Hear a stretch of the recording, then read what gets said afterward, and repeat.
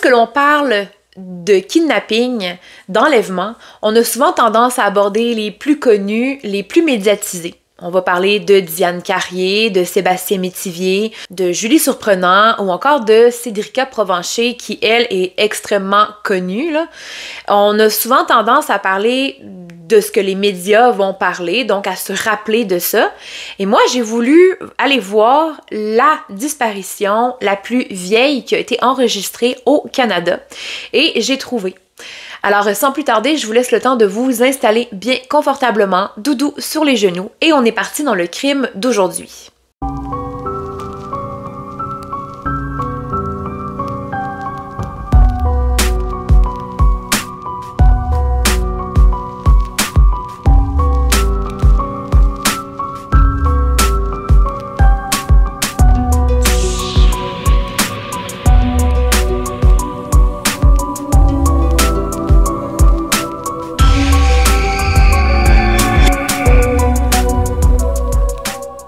Se retrouve en 1939 en Ontario, tandis que Nephi Sherwood, communément surnommé Tex, était un soldat de l'armée canadienne qui était basé en Ontario. À ce moment-là, en 1939, il va faire la rencontre de la jolie Frances et qui, moins d'un an plus tard, va devenir sa femme. Dans une entrevue, Frances raconte un peu les débuts de sa relation avec Tex et elle raconte qu'au début, tout allait bien. C'était un homme comme on imagine très peu. C'était un homme très romantique, un homme qui était à l'écoute, un homme qui était présent, attentif, très doux, très charmant. Et ce n'est qu'après le mariage que tout va basculer, que tout va changer. En effet, Tex va changer de comportement. Il va devenir de plus en plus agressif, irrité, colérique. Il va se fâcher pour un tout et pour un rien. Comme exemple, elle raconte que Tex aimait bien sortir dans les bars tard le soir avec ses collègues soldats et il revenait souvent très tard, entre 22h et minuit le soir. Et lorsqu'il revenait, il était souvent sous ou réchauffé et il s'attendait toujours à ce que le repas du soir soit encore mis sur la table et chaud. Mais on s'entend qu'entre 22h et minuit, tout est ramassé, tout est propre. Et lorsque Frances se proposait pour lui faire une assiette et la faire chauffer, ben Tex se mettait à la battre. Donc, sans même le vouloir, et comme toutes les victimes de violences conjugales, ben, elle est devenue victime de violences conjugales. Et à cette époque-là, il faut savoir qu'il y a deux choses. La première des choses, c'est que les soldats de l'armée, justement, ben, Tex a fait la Première Guerre mondiale. À ce moment-là, lorsqu'il y a un syndrome de choc post-traumatique, c'est pas quelque chose qu'on va aborder. En 1939, 40, dans les années 50, c'était pas des sujets qui étaient abordés. Si on demande à nos parents ou nos grands-parents d'aller voir un psychologue, ils vont toujours avoir un peu de réticence. Pourquoi? Parce qu'à cette époque-là, ben, ils ont été élevés à ce moment-là, et à ce moment-là, les maladies psychologiques, les troubles psychologiques n'existaient pas. Les syndromes de choc post-traumatique, ça n'existait pas. La dépression non plus. Et justement, ben, Tex n'est jamais allé voir un psychologue, ne s'est jamais soigné en thérapie non plus. Vous voyez ce que je veux dire là? C'est une époque qui est encore dirigée par la religion et le gouvernement. Donc, c'est pas vraiment dirigé par tout ce qui est santé mentale, pas comme aujourd'hui. Aujourd'hui, si on ne va pas bien, ben, les autres le voient, les autres en parlent, il y a beaucoup moins de tabous face à les troubles mentaux ou la dépression ou les chocs post-traumatiques ben, qu'avant. La deuxième des choses, c'est que oui, Frances, elle est devenue, malgré elle, victime de violences conjugales. Mais il faut savoir qu'à cette époque-là, beaucoup de femmes étaient victimes de violences conjugales. C'était une époque, encore une fois, qui est dirigée par la religion et le gouvernement. Et la religion ne souhaite pas, ne veut pas, c'est très mal vu, qu'on divorce de son mari, même si on est battu, même si on est frappé, même si on ne se sent pas bien. Encore une fois, c'est relié à la psychologie un peu. Donc, on reste avec le mari. De surcroît, de 1940 à 1945, le couple va avoir 5 enfants, dont 4 filles et un garçon, le cadet qui se nomme Clifford Edward Sherwood, qui est né le 30 mars 1945. Donc, en plus d'être victime de violences conjugales, elle a des enfants à charge. Elle n'a jamais travaillé et encore une fois, dans les années 40, 50, les femmes travaillaient pas ou très peu. Vous avez déjà vu ma vidéo justement sur les orphelins de Duplessis. C'était mal vu de se divorcer, c'était mal vu de quitter le noyau familial dirigé par la religion. Donc, on reste avec le père pour les enfants. À ce moment-là, on pensait réellement que de rester avec le père de famille était bon pour les enfants, même si nous, on ne se sentait pas bien. Aujourd'hui, en 2024, on le sait très bien. Si on se sent mal, on se sent pas bien dans une relation, qu'on est victime de violence, que ce soit psychique, que ce soit physique, que ce soit psychologique, on part. Mais à cette époque-là, c'était très, très difficile, notamment pour la femme, de quitter le noyau. Surtout qu'à cette époque-là, beaucoup de femmes ne travaillaient pas et pas d'expérience de travail, pas d'expérience professionnelle, c'est encore plus difficile. En 1950, soit 10 ans après leur mariage, Frances va tomber de nouveau enceinte, mais c'est seulement au 5e mois de grossesse qu'elle doit se rendre à l'hôpital parce qu'elle ne va vraiment pas bien. Elle a des douleurs au ventre, elle a des douleurs un peu partout. Et c'est là que le médecin va lui annoncer qu'elle a une infection qui est appelée péritonite. La péritonite désigne une inflammation aiguë, localisée ou généralisée de la fine membrane qui tapisse les organes présents dans l'abdomen.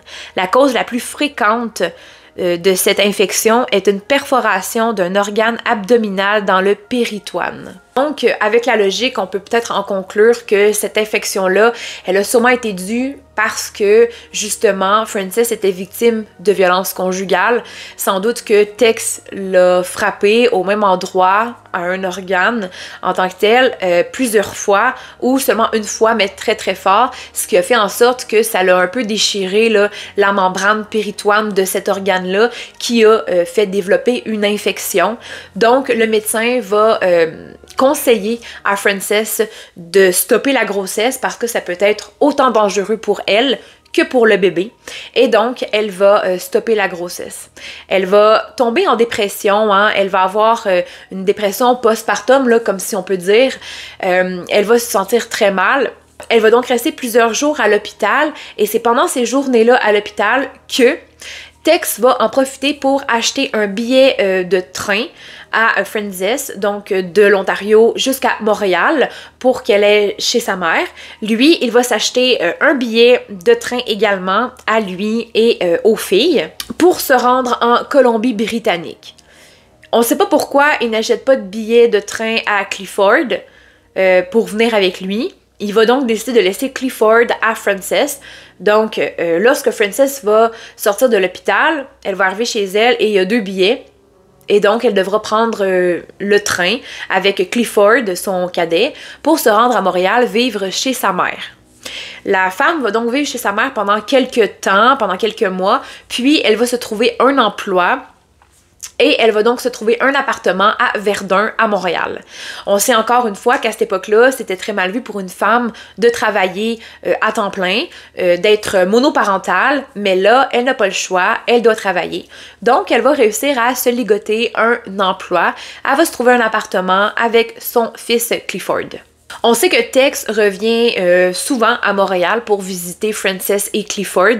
Et Frances, par gentillesse peut-être, va laisser Tex voir Clifford et passer du temps avec son père et fils et père. Quelques temps après, quelques mois plus tard, soit en avril 1951, Frances va être mis au courant de quelque chose d'affreux. Tex va être arrêté à Vancouver pour trafic de drogue et les 4 filles du couple vont donc être envoyées dans une famille d'accueil. Encore aujourd'hui, on ne sait pas réellement pourquoi c'est pas Frances qui a eu la garde de ses enfants, mais j'imagine qu'en 1951, une femme seule qui travaille à temps plein, monoparental, aurait peut-être plus de difficultés à s'occuper de 5 enfants. C'est peut-être pour ça que les 4 filles ont été placées en centre d'accueil. C'est que c'était une époque très difficile et peut-être que les services sociaux ont tout simplement conclu que Frances ne serait pas capable, ne serait pas en mesure de s'occuper de 5 enfants seuls. Par contre, les 4 filles, même en centre d'accueil, vont plus tard, donc soit à l'âge adulte, rattraper le temps perdu avec Frances et retrouver contact avec elle. Donc sur ce point-là, il ne faut pas s'en faire. Ils ont gardé une très bonne relation jusqu'à la mort de Frances. On se transporte maintenant à la journée de la disparition de Clifford Edward Sherwood. Nous sommes donc le 21 octobre 1954, alors que Clifford part de la maison vers 8h30 pour marcher vers l'école. On sait qu'en cours de route, il va rencontrer son ami qui s'appelle George Gumbley, qui a 12 ans. Ils vont donc se mettre à parler en marchant très lentement là, vers l'école. Et pendant le chemin, ils vont rencontrer la route de Butch. Bon, on ne connaît pas son vrai nom, là, c'est un surnom, Butch, mais ils vont rencontrer Butch et ils vont tous les 3 marcher en direction de l'école. Les 2 garçons vont donc traîner de la patte, George et Clifford. Butch va donc dire aux garçons qu'il faut accélérer le pas puisqu'ils vont être en retard. Mais les 2 garçons semblaient pas vraiment l'écouter. Ils semblaient être dans une conversation très très mature, une conversation peut-être même secrète, une conversation très sérieuse. Et Butch va donc décider de leur dire bye et de marcher un peu plus vite là, vers l'école. Et ce sera donc la dernière fois que Butch va voir George et Clifford en vie, donc sur la première avenue à Verdun. La journée va donc passer et il est maintenant 20h. Voyant que son fils ne rentre pas à la maison, Frances va commencer un peu à paniquer et va se rendre au poste de police. Mais à cette époque-là, la police attendait 48 heures avant de déployer des services de recherche pour les enfants, même si Clifford, à ce moment-là, avait seulement 9 ans. Il n'a pas donné signe de vie de la journée. Après l'école, il a pas contacté sa mère d'une façon ou d'une autre. Il ne lui a pas dit non plus qu'après l'école, il prévoyait aller chez tel ou tel ami. Elle a aucune nouvelle depuis le matin 8h30. Donc, ça fait déjà 12h30 que, en fait, Clifford n'a pas donné signe de vie à personne. Là, Frances va décider de se rendre chez la famille Gumbley. Et la famille Gumbley va mentionner que peut-être que les 2 garçons avaient décidé de sécher l'école et d'aller pêcher. On sait que Verdun, c'est tout près du fleuve Saint-Laurent. Il y a également là, un petit cours d'eau d'une rivière. Peut-être que les enfants ont décidé d'aller là. Ce qui est étrange tout de même, c'est que cette journée-là, aucun des 2 enfants n'avait emmené de canne à pêche, de fil, de coffre à pêche, de bottes de pluie ou quoi que ce soit. Donc, ils n'étaient pas préparés à aller à la pêche. Mais la famille Gumbley va mentionner que George n'avait pas, bizarrement, traîné son vélo avec lui, comme il faisait d'habitude. Normalement, George allait à l'école en vélo jusqu'à ce qu'il neige. Et là, ce matin-là, il n'a pas pris son vélo, ce qui est bizarre. Et Madame Frances va mentionner également que Clifford était parti à l'école avec seulement une chemise en flanelle. Donc, il n'était pas non plus habillé pour aller à la pêche. J'ai décidé d'aller regarder un peu la météo de cette journée-là, soit la météo du 21 octobre 1954. Dans cette journée-là, les températures minimales furent 6 degrés et les températures maximales 12 degrés. On sait que près de la moitié de la journée, il a fait 9 degrés Celsius. Donc, je crois que 9 degrés Celsius, c'est quand même froid pour aller pêcher. Surtout habillés comme ils étaient habillés. Ça serait une thèse assez bizarre. Frances, par contre, ne croira pas vraiment à la thèse de la pêche.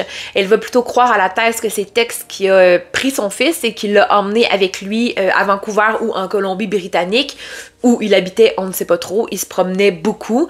Vous allez le voir un peu plus tard dans la vidéo, là. Mais Frances va penser jusqu'à sa mort, hein, en fait, que c'est Tex qui a kidnappé son fils. Là, l'enquête va finalement démarrer. Hein, les services de police vont se rendre près du fleuve Saint-Laurent, ils vont se rendre près de la petite rivière également, là où est-ce qu'il y a le cours d'eau, pour voir s'ils ne trouveraient pas quelque chose.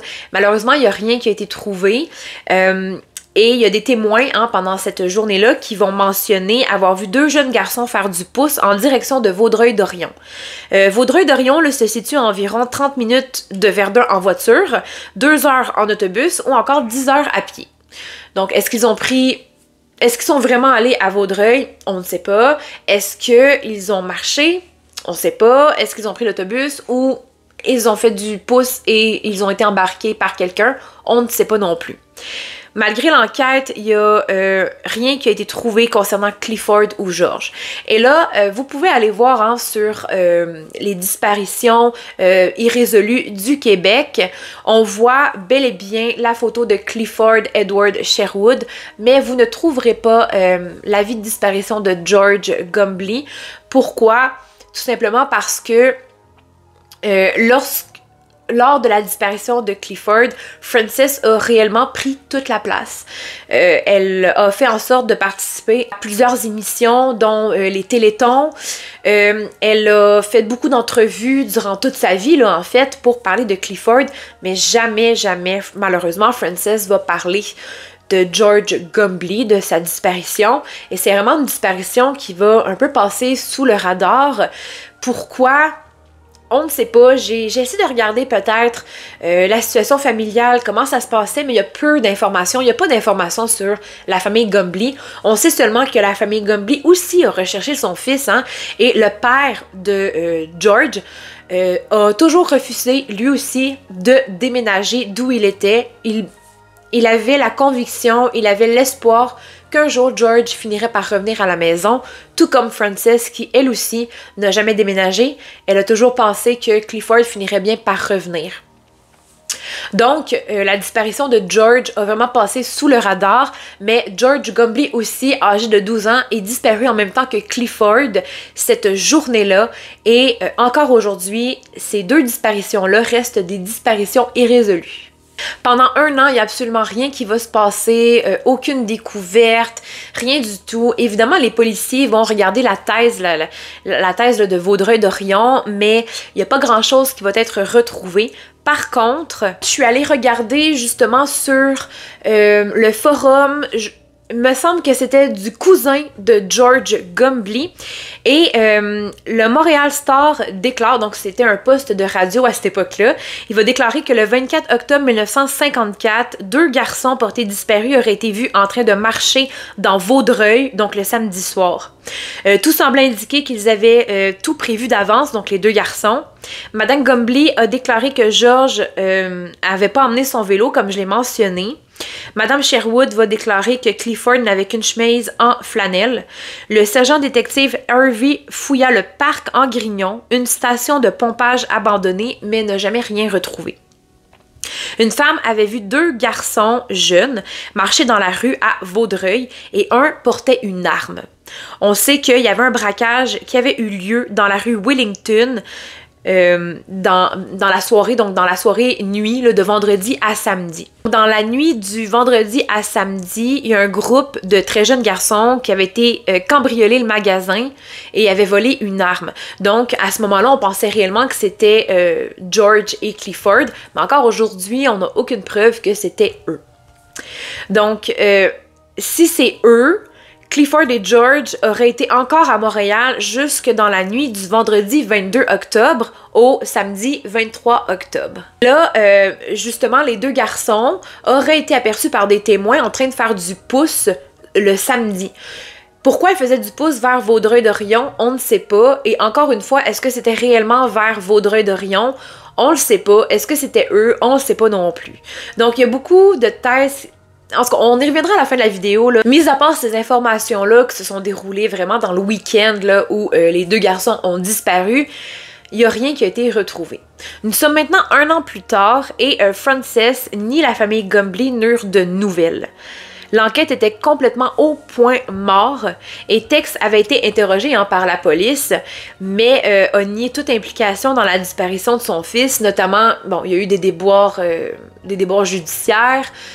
On sait que malgré que les filles soient parties en centre d'accueil, donc dans une famille d'accueil, Tex a gardé contact avec ses filles, donc il voyait ses filles régulièrement. Il n'a jamais été soupçonné là, réellement d'avoir kidnappé, enlevé son fils. Il y a juste Frances qui pensait ça réellement. Là, 1 an plus tard, Frances va recevoir un appel de la morgue lui demandant de venir signer des papiers comme quoi le torse de Clifford Edward Sherwood avait été retrouvé dans le fleuve Saint-Laurent, aux abords du fleuve Saint-Laurent. On sait que Frances va se rendre à la morgue, mais elle va refuser de signer les papiers, comme quoi que c'est impossible que ce soit le torse de son fils. Son fils a été kidnappé par Tex, son ex-mari. Elle va être persuadée et elle ne voudra jamais signer les documents là, relatant que c'était le torse de son fils qui a été retrouvé. Encore aujourd'hui, on ne sait pas réellement si Frances avait regardé le torse et même si elle l'avait regardé, aurait-elle été en mesure d'identifier le torse de son fils si 1 an auparavant, Clifford et George étaient partis pêcher et qu'ils sont tombés dans la rivière. Ça veut dire que ça fait 1 an que le torse est là. Est-ce qu'il aurait été connaissable? Je ne pense pas. Mais on pense que Frances n'a même pas pris le temps de regarder le torse et elle a tout simplement nié que c'était le torse de son fils. Au même moment, Hilda, une tante de Clifford, va déclarer que peu après la disparition de Clifford, son neveu, elle a reçu un appel téléphonique qui disait « Tante Hilda », puis la ligne a été coupée. Elle va donc mentionner quelque chose qui est très important aussi. Clifford souffrait de bégaiement. C'était un bégaiement très distinct. Donc, chaque premier mot d'une phrase, il le répétait 2 fois. Et ça tombe que, ben justement, Clifford, si c'est bel et bien lui qui a contacté, a dit tante 2 fois. Donc, elle pense réellement que c'était lui, mais qu'il aurait plutôt été en danger. Donc, elle ne pense pas que la disparition de Clifford soit une disparition volontaire, comme beaucoup de témoins disent avoir vu Clifford et George faire du pouce. Elle ne pense pas que c'est ça. On sait que de 1954 à 1962, Tex va rester en contact avec ses 4 autres enfants, mais il y a un incident étrange qui va arriver. En 1962, Tex va complètement disparaître de la map. Il ne donnera plus de nouvelles ni à Frances ni à ses 4 filles et aucune adresse va lui être accordée. Et là, 14 ans vont passer sans qu'on ait de nouvelles de Tex. Donc là, il y a Clifford qui disparaît et quelques années plus tard, Tex qui disparaît. Ce qui est assez étrange, c'est assez bizarre. Et là, en 1976, Tex va refaire surface, soudainement. Il va refaire surface dans un hôtel délabré de Chilliwack, en Colombie-Britannique, où il va contacter Colleen, donc sa fille, pour lui dire qu'elle peut venir lui rendre visite. Colleen va donc rendre visite à son père dans cette chambre d'hôtel-là miteuse et elle va regarder un peu partout et en regardant sur une table, elle va découvrir des papiers au nom d'un certain Edward Thorne. Elle va donc demander à son père, mais qui est Edward Thorne? Et son père va donc lui dire que il avait toujours vouloir participer, donc vouloir être soldat de l'armée canadienne, mais que l'armée canadienne n'engageait pas des mineurs. Et que donc, pour faire partie de l'armée canadienne, il a dû se faire des faux papiers. Et à ce moment-là, il a donc revêtu le prénom de Edward et le nom de famille de Thorne. Et que, malgré qu'aujourd'hui, donc en 1976, il soit à sa pension de vétéran, il doit quand même se faire passer pour Edward Thorne auprès de l'armée canadienne pour pouvoir avoir sa pension. Il peut pas changer de nom comme ça quand ça lui tente. Et là, Colleen va dire, bon, ok, que veux-tu qu'elle dise de plus? À peu près dans les mêmes temps, dans les années 70, il y a un permis de conduire qui a été émis à un homme à Edmonton, en Alberta. Et il portait le nom de Edward Clifford Sherwood. Donc, les deux noms ont tout simplement été mélangés. Donc, au lieu d'être Clifford Edward Sherwood, c'est Edward Clifford Sherwood. Et sur ce permis de conduire-là, cet homme-là était né la même journée que Clifford Edward Sherwood, donc notre disparu, le 30 mars 1945. Et là, la police va être mise au courant, en effet, parce que, bon, Clifford n'est toujours pas retrouvé. Et là, lorsqu'ils vont rechercher un peu les informations sur ce permis de conduire-là, il n'y avait pas d'adresse de réexpédition. Donc, c'est comme si l'homme était venu faire son permis de conduire à Edmonton, en Alberta, et qu'il était parti de l'Alberta. Il n'y a pas d'adresse, il n'y a rien. Donc, cette piste-là a été abandonnée très vite. J'imagine que dans les années 70, c'était pas la même chose qu'aujourd'hui. Aujourd'hui, ben, on s'entend, c'est vraiment informatisé, hein, dans les ordinateurs, tout ça, le permis de conduire est rentré, l'adresse est rentrée. Je sais pas si à cette époque-là, on mettait l'adresse sur le permis de conduire. Aujourd'hui, oui. Si à cette époque-là, on ne mettait pas l'adresse sur le permis de conduire, c'est normal qu'on ait perdu la trace, hein, de ce fameux Edward Clifford Sherwood. Malheureusement, peut-être pour Frances, hein, l'enquête qu'elle menait toujours auprès de son ex-mari Tex. En 1987, Tex va malheureusement décéder. Il va emporter avec lui la raison de ses 14 ans de disparition, mais également peut-être des informations importantes, hein, sur la disparition de son fils. Est-ce que c'est bel et bien lui qui a kidnappé son enfant? Est-ce que c'est bel et bien lui qui a peut-être accueilli son enfant? Si jamais son enfant s'est pointé, hein, vers lui, on ne le saura jamais. Alors là, on rentre dans quelque chose de vraiment, vraiment intéressant. J'ai trouvé ça, j'étais abasourdie, là. Après la mort de Tex, donc, Colleen va décider de fouiller un peu les affaires de son père, faire le ménage. Et c'est en faisant le ménage qu'elle va découvrir une photo.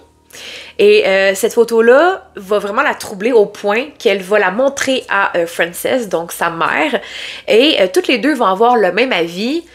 Cette photo-là représente Clifford Edward Sherwood, mais sur cette photo-là, il a l'air beaucoup plus vieux que le moment où il est disparu. Donc, il a l'air plus vieux que 9 ans. Il y a beaucoup de contradictions là, qui ont été émises sur cette photo-là. Comment on peut savoir si l'enfant est plus vieux, plus jeune que l'âge où il est disparu? Bon. En effet, on n'est pas les parents de Clifford, on n'est pas ses frères, ses sœurs, on ne sait pas. Mais Colleen a vraiment été troublée de voir la photo. Elle l'a montré à Frances et elle aussi. Donc, je me dis, les deux ont quand même grandi avec Clifford. Ils l'ont connu. Peut-être que, ben, en effet, ils avaient raison. Clifford, sur cette photo-là, a l'air plus vieux que 9 ans. Donc, selon Frances et Colleen, Clifford aurait vécu plus longtemps que sa disparition lorsqu'il avait 9 ans. Et là, Colleen va décider de contacter le ministère des anciens combattants pour consulter le dossier de son père, donc de son père vétéran qui est maintenant décédé. Mais malheureusement, elle ne pouvait pas prouver qu'elle était sa fille, tout simplement parce que elle se nommait Colleen Sherwood, tandis que le nom de son père, dans les dossiers là, de l'armée canadienne, c'était Edward Thorne. Donc, ils ont déjà là pas le même nom de famille. Et lorsque la secrétaire va prendre le dossier, en attendant d'avoir les papiers d'identification de Colleen, elle va donc refuser, puisqu'ils n'ont pas le même nom de famille et rien d'apparenté. Elle va reposer le dossier. Colleen va avoir le temps de voir que sur le dossier, il était inscrit que Edward n'avait jamais été marié et n'avait pas d'enfant. Avec les enquêtes officielles et non officielles, vous pouvez vous familiariser avec l'enquête menée et exécutée sur Reddit. Il y a beaucoup d'articles sur cette affaire, il y a beaucoup aussi d'informations qui sont relatées, qui sont questionnées et qui sont prouvées. Vous pouvez aller voir si le cœur vous en dit. Edward Thorne avait en réalité 3 familles, donc une au Canada, une au Michigan et une au Texas. Et pour ne pas se mélanger, il donnait le même nom à tous ses enfants. Donc tous ces garçons de ces 3 familles s'appelaient Clifford. Et toutes les filles, s'il en avait, de ces 3 familles s'appelaient Colleen pour ne pas se mélanger. C'est quand même assez intelligent, on va se le dire, là, bien que ce soit tordu comme situation. On sait que Tex a eu un autre garçon du nom de Clifford aussi dans une autre famille. Donc il y avait Clifford Edward Sherwood et il y avait un autre Clifford. Pendant les fouilles des affaires de Edward, Colleen va découvrir une lettre qui avait été écrite par lui, donc par Tex, et cette lettre disait: Papa ne t'a en aucun cas oublié. Il était à Montréal pour vous voir au parc, mais pas de chance. Quoi qu'il en soit, je reviendrai et me rattraperai de ne pas être venu vous voir la dernière fois. » Frances, après interrogation de Colleen, n'a jamais eu mention ou vent de cette lettre-là. Elle ne savait pas que, selon la lettre, Clifford voyait en cachette son père. Dans les années 80, Claudia, qui est une autre sœur de Clifford, va mentionner que à un moment dans les années 70, Tex était dans la région d'Edmonton en Alberta et un jeune homme d'environ 30 ans là, était venu voir Tex près du bar. Il avait bu, il était saoul et il avait dit « Je suis votre fils Clifford ». Et là, Tex avait dit à Claudia qu'il se rappelait qu'il était tellement saoul qu'il a tout simplement dit à cet homme « Ah, tu reviendras demain ». Mais cet homme-là n'est jamais revenu. Est-ce que ce Clifford-là était vraiment Clifford? Si oui, est-ce que c'était le Clifford qui avait disparu ou encore le Clifford d'une autre famille? On le sait pas. Et Claudia, ben, elle se dit, son père était à la fin très alcoolique. Il a toujours été très alcoolique. À la fin, il buvait plus qu'à la normale suite à la disparition de son fils. On sait pas si c'était vrai ou si c'était quelque chose qu'il avait imaginé, qu'il avait vu. Peut-être qu'il avait tout simplement halluciné la présence de Clifford. Quoi qu'il en soit, si c'est vrai, c'est vraiment, vraiment tellement intéressant, tellement intriguant de savoir qu'est-ce qui est devenu. On sait que Frances va engager un enquêteur privé et va découvrir qu'une famille du nom des Morgan aurait pu aider Clifford et George Gumbley à se rendre en Colombie-Britannique. À ce moment-là, Tex vivait en Colombie-Britannique. Donc, peut-être qu'il serait parti rejoindre son père. Le cas de Clifford Edward Sherwood va apparaître dans l'émission Unsolved Mysteries le 7 octobre 1997. Une femme va donc appeler l'émission pour mentionner qu'elle se souvenait avoir vu Clifford dans les années 60 en train de jouer avec son fils dans la rue. Bon, ça fait longtemps, là, comment elle peut se rappeler de ça? Pas sûr, là. Mais bon, mais ça fait quand même 37 ans, là, donc même après 37 ans, que voulez-vous qu'on fasse de cette information? Il n'y a pas grand-chose à faire, il n'y a pas de preuves, il n'y a pas d'ADN, il n'y a rien. C'est trop vieux, en fait. Mais peut-être que ça peut aider justement l'enquête à savoir si c'est vrai. Peut-être que Clifford est encore en vie. Peut-être qu'il n'a pas été assassiné lorsqu'il a été enlevé. On sait que pendant toutes les années, jusqu'à sa mort, Frances va aider les familles d'enfants là, qui sont disparus au Canada. Elle était toujours la première à vouloir être en contact avec les familles des enfants qui avaient disparu pour les soutenir, pour les aider dans leurs recherches, pour faire des affiches. Elle était tout le temps là et elle a souvent passé à Enfants Retour, justement pour parler de la disparition de son fils. Ça fait déjà plus de 50 ans là, qu'il est disparu. Elle était toujours là. Et malheureusement, elle va décéder en janvier 2009 après 55 ans de recherche. Pauline aussi va encore chercher son frère. Elle va souvent aller en Colombie-Britannique. Elle va aller en Alberta. Elle va vraiment participer aux recherches. Essayer de trouver le plus d'informations possible sur son père, des dossiers de l'armée. Mais malheureusement, elle va décéder elle aussi en 2003. Donc, depuis ce temps, il reste 3 sœurs. On n'a pas de nouvelles d'elle, donc je ne sais pas vraiment si elle recherche encore Clifford et ou George. Je sais que la famille Gumbley, grâce au forum de son cousin, se pose encore beaucoup de questions, recherche encore des réponses à leurs questions, mais malheureusement, ça fait déjà beaucoup d'années qu'ils sont disparus et n'ont toujours pas été retrouvés, ni même leur corps. Donc, dans des disparitions comme ça, lorsqu'on ne retrouve pas le corps, ça laisse place à imagination, ça laisse place à beaucoup de thèses, beaucoup de suspense. Qu'est-ce qui est arrivé? On peut s'imaginer tellement plein de choses, comme par exemple... Moi, j'ai souvent la conviction que lorsqu'on ne retrouve pas le corps, et là, ça fait vraiment longtemps, là, c'est dans les années 50, donc ça fait plus de 60 ans que Clifford et George sont disparus, j'ai vraiment l'impression, enfin, j'ai envie qu'ils soient encore en vie. Mais je me dis, s'ils sont encore en vie, voir que Clifford aurait laissé sa mère le chercher pendant 55 ans, tu sais, sans jamais donner de nouvelles, sans jamais écrire une lettre ou envoyer une photo ou lui dire arrête les recherches, maman, bon, peu importe. C'est très égoïste s'il est en vie, mais en même temps, j'aimerais tellement qu'il soit en vie parce que ça laisse la possibilité de disparaître volontairement et d'être capable de brouiller les pistes. Bref, c'est mon côté enquêteur là, qui sort en ce moment. Là. J'ai vraiment adoré travailler sur ce cas-là parce qu'en fait, il est triste, oui.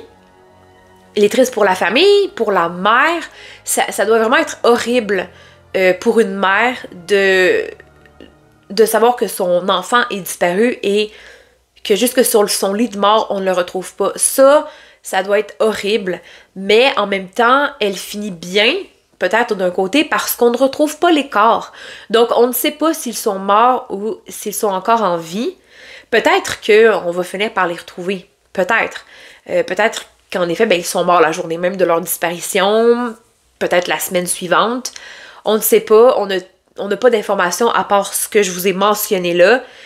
Et voilà. Mais je trouve quand même que ce genre d'affaires-là laisse place un peu à les enquêteurs en nous. On peut s'imaginer plein de choses, puis c'est pas nécessairement triste. Il n'y a pas vraiment de fin, il n'y a pas de dénouement, là. Donc, j'espère malgré tout que vous avez aimé cette vidéo, que vous avez aimé le contenu de cette vidéo. Et pour ma part, je me dis le torse, peut-être que, en fait, si Frances avait accepté de regarder le torse, peut-être qu'elle aurait identifié comme étant celui de Clifford et que cette histoire-là aurait arrêté. Mais puisqu'elle ne l'a pas fait, on ne saura jamais si c'est celui de Clifford. J'ai essayé de regarder justement dans les corps non identifiés hein, de la SPVM, mais il y a comme une date là, maximum qu'on peut pas regarder et j'ai pas trouvé de torse non identifié. Donc peut-être que plus tard le torse a été identifié, mais bon, on ne saura jamais là vraiment. Enfin bref, j'espère que vous avez aimé cette vidéo, que vous avez en aimé le contenu. Dites-moi en commentaire ce que vous pensez de cette histoire. Quelle est votre thèse? Quelle est votre supposition? Laissez remonter les enquêteurs en vous. Je pense qu'on peut en parler, là.